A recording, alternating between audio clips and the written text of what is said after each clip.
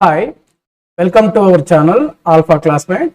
In this video, we are going to discussing about laws of refraction, recurrent angle, and total internal reflection. So, ఈ మూడు concepts ని ఈ వీడియోలో clear గా మనం ఎక్స్ప్లెయిన్ చేసుకుందాం. ముందుగా లాస్ ఆఫ్ రిఫ్రాక్షన్ కాన్సెప్ట్ చూద్దాం. సో లాస్ ఆఫ్ రిఫ్రాక్షన్ మనకు రెండు లాస్ ఉన్నాయి.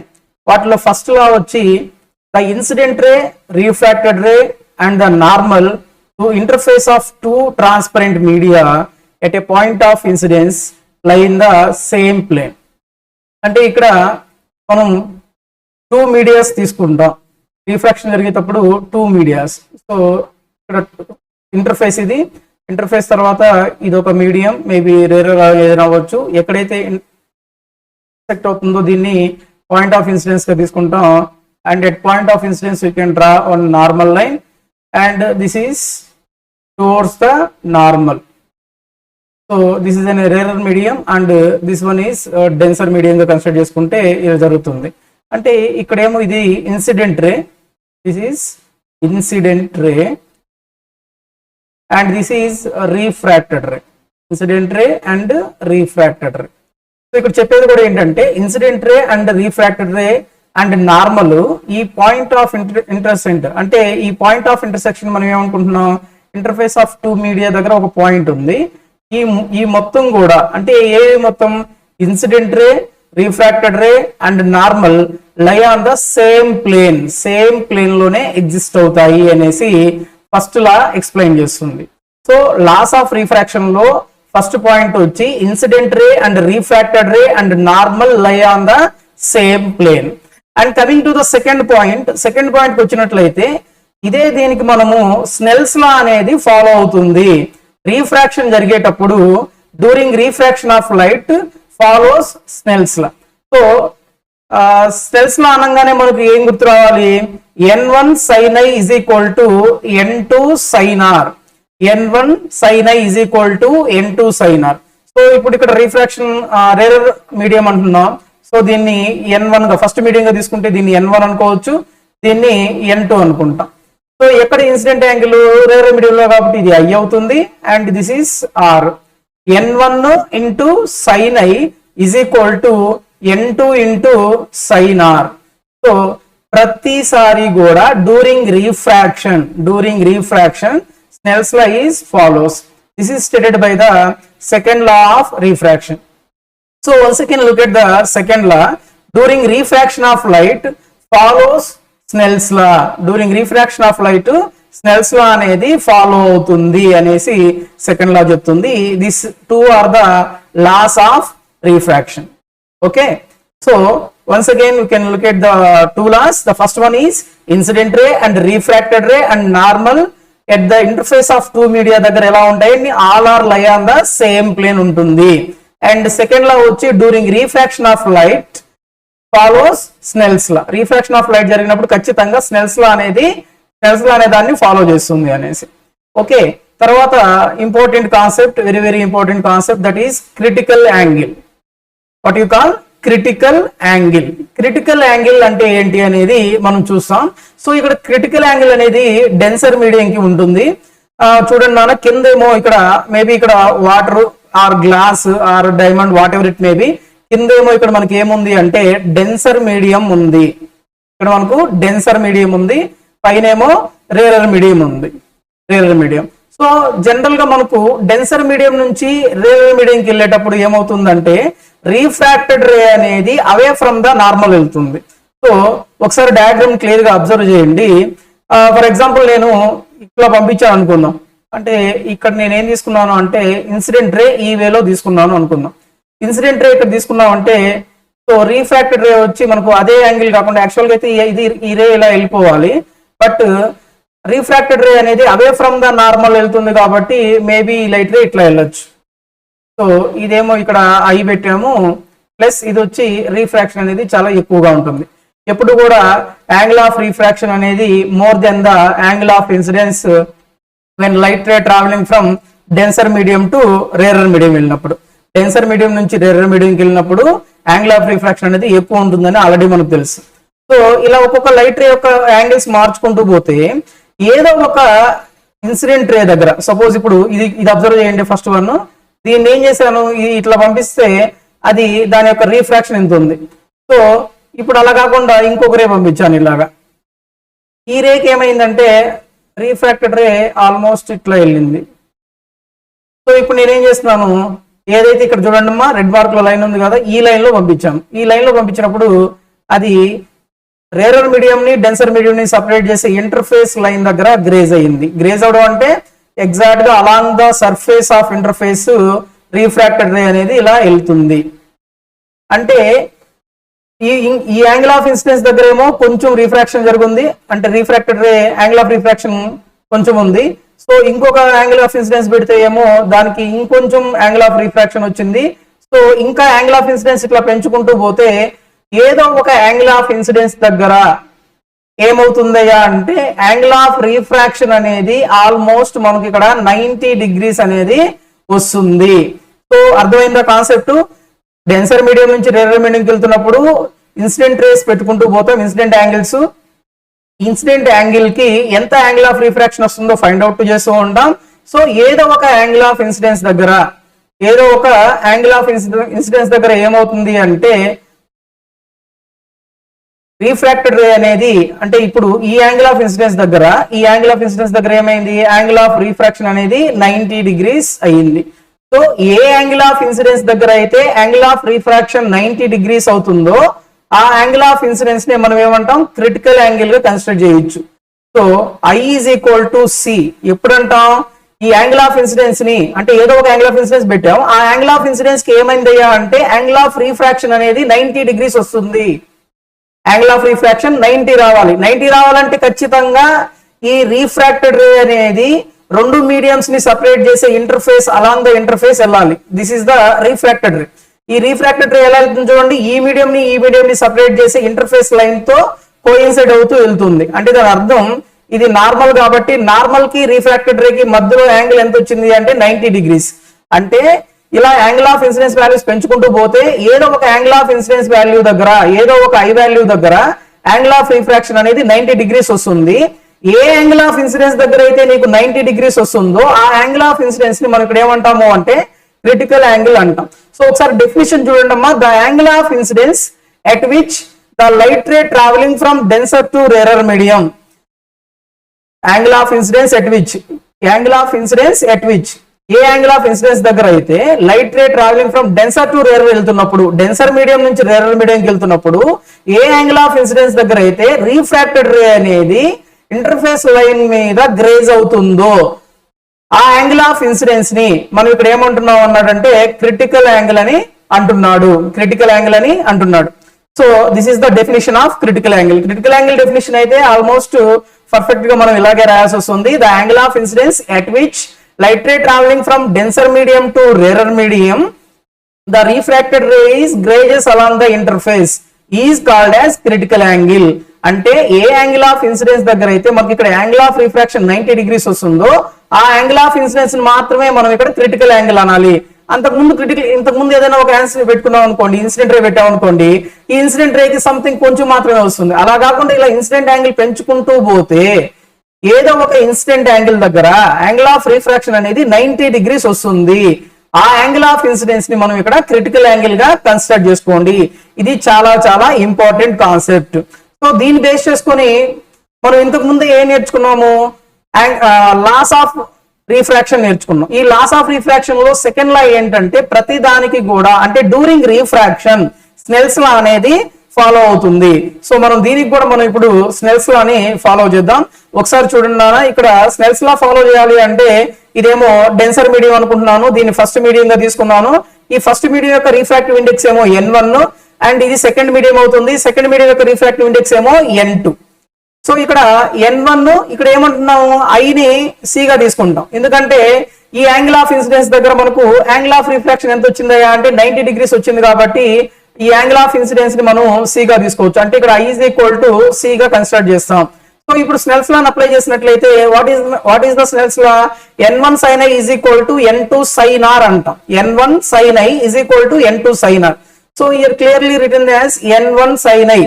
సో ఇక్కడ మనం ఏమనుకుంటున్నాం, I is equal to C అంటున్నాం. And what is the angle of refraction, angle R ఎంత వచ్చిందయ్యా అంటే మనకు 90 degrees వచ్చింది. So I is equal to సిని R is equal to 90 degrees అనే దాన్ని మనం ఈ పైన ఉన్న స్నెల్స్ లా ఫార్ములాలో సబ్స్టిట్యూట్ చేద్దాం. n1 sin c is equal to n2 sin 90. So n1 sin c is equal to sin 90 value వచ్చి 1 అవుతుంది. సో ఇక్కడ n2 మాత్రమే ఉంటుంది. sin c ఇటువైపే ఉంటే n1 అనేది మల్టిప్లై చేస్తుంది ఇటువైపు, అదే ఇటువైపుకి వచ్చిందంటే డివైడ్ చేస్తుంది కాబట్టి sin c is equal to n2 by n1. sin c is equal to n2 by n1 అవుతుంది. సో ఇదే n2 by n1 ని గాన మనం రివర్స్ లో రాసుకున్నట్లయితే మనకేమవుతుంది, అప్పుడు 1 by sin c is equal to n1 by n2 అవుతుంది. n1 by n2. సో మనకు తెలుసు కదా ఇది రెసిప్రోకల్ అవుతుంది కాబట్టి sin c ని కూడా మనం రెసిప్రోకల్ చేయాల్సిన అవసరం ఉంది. సో ఈ కేసులో కూడా మనం ఏం అప్లై చేసామయ్యా అంటే స్నెల్స్ లా అనే దాన్ని మనం ఇక్కడ మనం అప్లై చేసాము. తర్వాత రిలేషన్ కావాలి మనకు, relation between critical angle and refractive index. So ఇక్కడ క్రిటికల్ యాంగిల్ కి అదే విధంగా రిఫ్రాక్టివ్ ఇండెక్స్ కి రిలేషన్ కూడా అడుగుతుంటాడు ఎగ్జామ్స్ లో. What is the relation between critical angle and refractive index? So critical angle ని మనం సి గా డినోట్ చేస్తాం, అదే విధంగా రిఫ్రాక్టివ్ ఇండెక్స్ ని n అనుకుంటాం కాబట్టి so refractive index n is equal to 1 by sin c. n is equal to 1 by sin c గా మనం ఇక్కడ రిలేషన్ ని కన్సిడర్ చేసుకోవచ్చు. Next concept is total internal reflection. Total internal reflection లో so our next concept is total internal reflection. Once look at the diagram. So here at what angle of incidence, angle of refraction is 90 degrees. That angle of incidence is called as critical angle అన్నా. So ఇప్పుడు ఈ critical angle కంటే అంటే ఇక్కడ I is equal to C గా consider చేసుకున్నాం ఈ angle కి. ఎందుకు ఇక్కడ I ని ఇక్కడ ఉన్న యాంగిల్ ఆఫ్ ఇన్సిడెన్స్ ని C గా అనుకున్నాం అంటే ఈ యాంగిల్ ఆఫ్ ఇన్సిడెన్స్ కి ఇక్కడ మనకు 90 degrees వచ్చింది కాబట్టి మనం ఈ I ని C అనుకున్నాం. సో ఇప్పుడు ఇంకా యాంగిల్ ఆఫ్ ఇన్సిడెన్స్ ని పెంచాము. సో ఇది ఈ రే అనుకుందాం. సో ఇప్పుడు ఏమవుతుంది, ఈ రెండు అంటే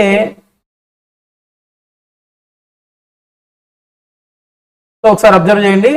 ఇది already I is equal to C అనుకున్నాం, దీన్ని I is equal to C వచ్చి ఈ యాంగిల్ కి. ఇప్పుడు ఈ బ్లాక్ రే చూసారా, ఈ బ్లాక్ రే నుంచి నార్మల్ కి ఇప్పుడు ఒక యాంగిల్ ఆఫ్ ఇన్సిడెన్స్ పెట్టాం. సో ఇప్పుడు ఈ యాంగిల్ కంటే కూడా ఈ యాంగిల్ ఎక్కువ. అంటే దాని అర్థం ఏంటి, ఇక్కడ ఉన్న యాంగిల్ ని I is equal to C అంటున్నాం, అంటే క్రిటికల్ యాంగిల్ అంటున్నాం. ఈ క్రిటికల్ యాంగిల్ కంటే కూడా ఇంకా యాంగిల్ ని పెంచినట్లయితే, ఈ క్రిటికల్ యాంగిల్ కన్నా కూడా యాంగిల్ ని పెంచినట్లయితే ఇప్పుడు ఏమవుతుంది, ఆల్రెడీ క్రిటికల్ యాంగిల్ కే ఎగ్జాక్ట్ గా 90 degrees వస్తుంది. సో ఇప్పుడు రీఫ్రాక్షన్ జరగకుండా మళ్ళీ తిరిగి అదే మీడియం లోకి రిఫ్లెక్ట్ అయిపోయింది. So this is the incident రే. ఇక్కడ ఇన్సిడెంట్ రే ఎంత ఉంది, క్రిటికల్ యాంగిల్ కంటే ఎక్కువ యాంగిల్ పెట్టాము. క్రిటికల్ యాంగిల్ కంటే ఎక్కువ యాంగిల్ పెట్టినప్పుడు ఈ లైట్ రే అనేది does not entering in to the another medium. Light never enters in to the rarer medium. Rarer medium లోకి వెళ్ళలేదు, తిరిగి మళ్ళీ అదే డెన్సర్ మీడియం లోకి రిఫ్లెక్ట్ అయిపోయింది. ఎప్పుడు ఇలా జరుగుతుంది అంటే when the angle of incidence అనేది greater than the critical angle. So ఇక్కడ తీసుకున్న యాంగిల్ ఆఫ్ ఇన్సిడెన్స్ అనేది ఎలా ఉందయ్యా అంటే క్రిటికల్ యాంగిల్ కంటే గ్రేటర్ ఉంది. క్రిటికల్ యాంగిల్ అంటే ఏంటి, ఏ యాంగిల్ ఆఫ్ ఇన్సిడెన్స్ కి అయితే ఇక్కడ 90 degrees ఆల్రెడీ వచ్చింది 90 degrees. ఇప్పుడు అది maybe I. So for example ఒక 25 degrees కి వచ్చింది అనుకుందాం, 25 degrees కి 90 వచ్చింది.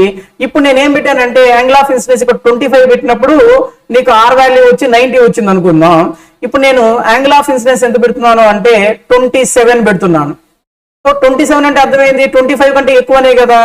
ఆల్రెడీ ఈ 25 degrees of angle of incidence కి యాంగిల్ ఆఫ్ రిఫ్రాక్షన్ 90 వచ్చింది కాబట్టి ఈ యాంగిల్ ఆఫ్ ఇన్సిడెన్స్ ని అంటే 25 degrees నేను క్రిటికల్ యాంగిల్ గా కన్సిడర్ చేసుకున్నాను, క్రిటికల్ యాంగిల్ అనుకున్నాను. ఎందుకంటే ఈ యాంగిల్ ఆఫ్ ఇన్సిడెన్స్ కి నాకు రిఫ్రాక్షన్ 90 వచ్చింది. సో ఇప్పుడు నేను ఏం చేశానంటే యాంగిల్ ఆఫ్ ఇన్సిడెన్స్ ఇంకా పెంచాను. ఎంత పెంచాను, ఒక 2 పెంచాను. అంటే ఖచ్చితంగా ఈ 27 అనేది ఏమవుతుందంటే క్రిటికల్ యాంగిల్ కంటే ఎక్కువ. సో ఈ 27 కూడా యాంగిల్ ఆఫ్ ఇన్సిడెన్సే కదా. So when the angle of incidence greater than the critical angle, so 25 degrees అనేదాన్ని నేను ఇక్కడ క్రిటికల్ యాంగిల్ అనుకుంటున్నాను కాబట్టి ఈ 25 కంటే 27 ఎక్కువ. అంటే యాంగిల్ ఆఫ్ ఇన్సిడెన్స్ నేను ఏం చేశాను, క్రిటికల్ యాంగిల్ కంటే ఎక్కువ పెట్టడం వల్ల లైట్ రే అనేది never enters in to the rarer medium. Rarer medium లోకి ఎంటర్ అవ్వదు, అదే విధంగా రీఫ్రాక్షన్ జరగదు. రీఫ్రాక్షన్ జరగకుండా తిరిగి మళ్ళీ అదే మీడియం లోకి రిఫ్లెక్ట్ అయిపోతుంది. This is called as reflected ray, not refracted. Reflect అవుతుంది. ఎప్పుడు ఇలా రిఫ్లెక్ట్ అవుతుంది అంటే, సో యాంగిల్ ఆఫ్ ఇన్సిడెన్స్ అనేది greater than the critical angle పెట్టినప్పుడు, యాంగిల్ ఆఫ్ ఇన్సిడెన్స్ అనేది greater than the critical angle పెట్టినప్పుడు. సో ఇక్కడ అబ్జర్వ్ చేసినట్లయితే మనం ఇక్కడ పెట్టిన యాంగిల్ అనేది ఖచ్చితంగా కూడా సి కంటే కూడా ఇక్కడ ఇంకా ఎక్కువ యాంగిల్ వస్తుంది కాబట్టి, అంటే greater than the critical angle పెట్టాం కాబట్టి ఇక్కడ రిఫ్రాక్షన్ జరగకుండా రిఫ్లెక్షన్ జరిగింది. తిరిగి మళ్ళీ అది మీడియంలోకి రిఫ్లెక్షన్ జరిగింది. సో ఇక్కడ జరిగిన ఈ ఫెనోమినా మొత్తాన్ని మనం ఏమంటాము అంటే టోటల్ ఇంటర్నల్ రిఫ్లెక్షన్ అంటాం. Total internal reflection. So once again look at the sentence. when the angle of incidence is greater than the critical angle, critical angle కంటే కూడా యాంగిల్ ఆఫ్ ఇన్సిడెన్స్ కానీ ఎక్కువ పెట్టినట్లయితే ఈ లైట్ రే అనేది rarer medium లోకి enter అవ్వకుండా తిరిగి మళ్ళీ అదే మీడియం లోకి రిఫ్లెక్ట్ అయిపోతుంది. This process is called as total internal reflection. దీన్ని మనం టోటల్ ఇంటర్నల్ రిఫ్లెక్షన్ అంటాం. So this also very important concept, total internal reflection. Okay, and then next applications of total internal reflection. మనకు applications ఏమున్నాయి? Maybe question కూడా వస్తుంటుందమ్మా, ఒక్కొక్కసారి 4 marks కి లేదా 8 మార్క్స్ కూడా రావచ్చు. What is total internal reflection, what are its applications అని అడుగుతుంటాడు. సో టోటల్ ఇంటర్నల్ రిఫ్లెక్షన్ అనేది రాయాలి ఖచ్చితంగా మనం. అదే విధంగా దాని అప్లికేషన్స్ కూడా రాయాల్సి వస్తుంది. ఆల్రెడీ మనం టోటల్ ఇంటర్నల్ రిఫ్లెక్షన్ కాన్సెప్ట్ చూసాం కాబట్టి now we're going to discussing about the applications of total internal reflection. So first one is the brilliance of diamonds. So diamonds అనేవి మనకు బాగా మెరుస్తూ ఉంటాయి, బాగా షైనింగ్ ఉంటాయి, బాగా షైన్ గా ఉండడం వల్ల షైన్ గా ఉంటాయి. So what is the reason behind the shining of a diamonds అనేది మనం ఇక్కడ చూడాలి. So total internal reflection is the main cause for brilliance of diamonds. So ఇక్కడ ఏం చెప్తున్నాడు అంటే టోటల్ ఇంటర్నల్ రిఫ్లెక్షన్ అనేది కాజ్ అని చెప్తున్నాడు. డైమండ్స్ అనేవి బాగా బ్రిలియన్స్ గా మెరుస్తూ ఉండడానికి, బాగా షైనింగ్ గా ఉండడానికి మెయిన్ కాజ్ ఏంటి అంటే total internal reflection. Total internal reflection is the main cause for the brilliance of diamonds. ఎందుకంటే ఇక్కడ critical angle of diamond is very low, 24.4 ఉంటుంది. 1 మార్క్ బిట్ మా ఇది. Critical angle of a diamond is very low, 24.4 degrees ఏ ఉంటుంది. ఈ 24.4 degrees అనేది critical angle. ఒకవేళ suppose ఇప్పుడు ఇది డైమండ్ అనుకుందాం. సో ఈ డైమండ్ అయితే ఈ డైమండ్ లో లైట్ రే అనేది ఇట్లా బయటకు వస్తుంది. సో రేరర్ మీడియం నుంచి వచ్చింది డెన్సర్ లోకి ఎంటర్ అయింది. డెన్సర్ లో నుంచి మళ్ళీ ఎక్కడికి రావాలి? రేరర్ లోకి రావాలి. ఇది డెన్సర్, ఇది రేరర్ మీడియం. సో దీనికి ఆల్రెడీ ఇక్కడ ఏముంటుంది? క్రిటికల్ యాంగిల్ ఎంత దీనికి? 24.4. ఇప్పుడు దీని మీద పడ్డ లైట్ రే ఏమో 27 సంథింగ్ ఉందనుకోండి. ఇప్పుడు క్రిటికల్ యాంగిల్ కంటే ఎక్కువలో పడుతుంది కదా, లైట్ రే అనేది ఎంటర్ అవుతుంది కదా. ఇది ఇట్లా తీసుకుంటే ఏమవుతుందంటే ఇది బయటికి రాకుండా మళ్ళీ తిరిగి డైమండ్ లోకే రిటర్న్ వచ్చేస్తుంది. సో ఇక్కడ మెజారిటీ ఛాన్సెస్ లైట్ రేస్ అనేవి రేరర్ మీడియం లోకి ఎంటర్ అవ్వకుండా తిరిగి మళ్ళీ డైమండ్ లోపలే ఇంటర్నల్ గా రిఫ్లెక్ట్ అవుతూనే ఉంటాయి. కాబట్టి డైమండ్ అనేది ఏమవుతుందంటే బాగా షైనింగ్ గా ఉండేదానికి ఛాన్సెస్ ఎక్కువ ఉన్నాయి. సో మీరు బాగా అబ్జర్వ్ చేయండి. మేబీ నేనేం చెప్పాను, సపోజ్ ఇది డైమండ్ అనుకుందాం. ఈ డైమండ్ అనుకుంటే మామూలుగా అయితే రేరర్ లో నుంచి ఫస్ట్ లైట్ డెన్సర్ లోకి ఎంటర్ అవుతుంది, డైమండ్ లోకి. మళ్ళీ తిరిగి ఏమవ్వాలి? బయట నుంచి ఈ రేరర్ లో నుంచి డెన్సర్ కి వచ్చింది, డెన్సర్ మళ్ళీ బయట ఉంది, రేరర్ ఉంది. ఇది రేరర్ మీడియం, డైమండ్ కాబట్టి బాగా డెన్సిటీ ఎక్కువ ఉంది కాబట్టి ఇది డెన్సర్ మీడియం, ఇది రేరర్ మీడియం. రేరర్ లో నుంచి లైట్ రేస్ అంటే ఎప్పుడైనా డైమండ్ మీద లైట్ రేస్ అనేవి పడ్డాయి అనుకోండి, ఈ పడ్డ లైట్ రేస్ ఖచ్చితంగా డైమండ్ లోపలికి వెళ్తాయి కదా. ఈ డైమండ్ లోపలికి వెళ్ళిన లైట్ రేస్ తిరిగి మళ్ళీ ఈ అవతల రేరర్ మీడియంలోకి వెళ్ళవు.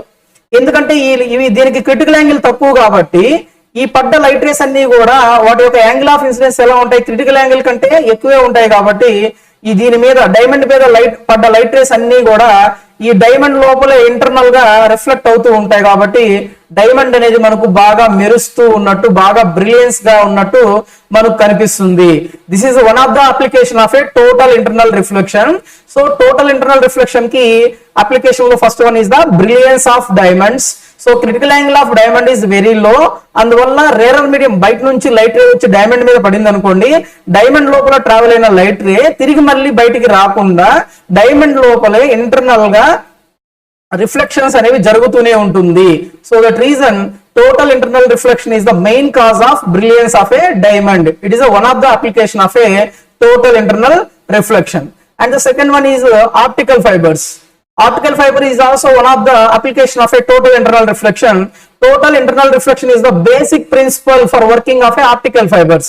ఆప్టికల్ ఫైబర్స్ అనేవి వర్క్ అవ్వడానికి బేసిక్ ప్రిన్సిపల్ ఏదయ్యా అంటే టోటల్ ఇంటర్నల్ రిఫ్లెక్షన్ వల్లే జరుగుతుంది.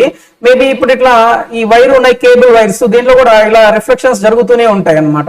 సో ఇలా రిఫ్లెక్షన్స్ ఇంటర్నల్ గా జరుగుతూ ఉండడం వల్ల లైట్ రే అనేది చాలా ఫాస్ట్ గా మనకు సిగ్నల్స్ అనేవి మూవ్ అవుతుంటాయి ఆప్టికల్ ఫైబర్స్ లో. Optical fibres are used to transmit communication signals to light pipes. లైట్ పైప్స్ ద్వారా కమ్యూనికేషన్ సిగ్నల్స్ ని ట్రాన్స్ఫర్ చేయడానికి కూడా ఆప్టికల్ ఫైబర్స్ అనే వాటిని యూజ్ చేస్తారు. ఈ ఆప్టికల్ ఫైబర్స్ అనేవి దేని మీద బేస్ అయ్యి వర్క్ అవుతాయి అంటే టోటల్ ఇంటర్నల్ రిఫ్లెక్షన్ మీదే బేస్ అవుతాయి. సో బేసిక్ ప్రిన్సిపల్ అంటే ఆప్టికల్ ఫైబర్స్ వర్క్ అవడానికి బేసిక్ ప్రిన్సిపల్ వచ్చి కూడా మనకు టోటల్ ఇంటర్నల్ రిఫ్లెక్షన్ గానే తీసుకుంటాం. కాబట్టి optical fibres is also one of the applications of total internal reflection. For example ఇక్కడైతే 2000 టెలిఫోన్ సిగ్నల్స్ మిక్స్ చేసుకొని అంటే దీని లోపల నియర్లీ 2000 టెలిఫోన్ సిగ్నల్స్ కూడా మిక్స్ అయ్యి లైట్ రేస్ అన్ని కూడా సైమల్టేనియస్ గా ట్రాన్స్మిట్ అవుతాయి త్రూ ఆప్టికల్ ఫైబర్స్ ద్వారా. ఆప్టికల్ ఫైబర్స్ ద్వారా ఒకేసారి 2000 టెలిఫోన్ సిగ్నల్స్ అప్రాక్సిమేట్లీ మిక్స్ అయ్యేసి సైమల్టేనియస్ గా వెళ్ళిపోతాయి. అండ్ అలా సైమల్టేనియస్ గా వెళ్ళి ఆ లైట్ రేస్ కూడా క్వాలిటీలో ఏమాత్రం తగ్గవు అనమాట. So clarity of the signals is transmitted in this way is much better.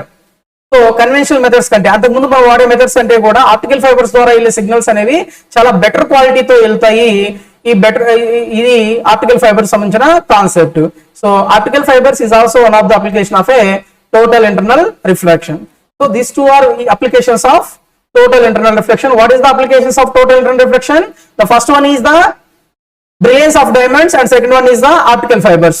Okay, if you like this video, please share and subscribe. Thank you for watching this video.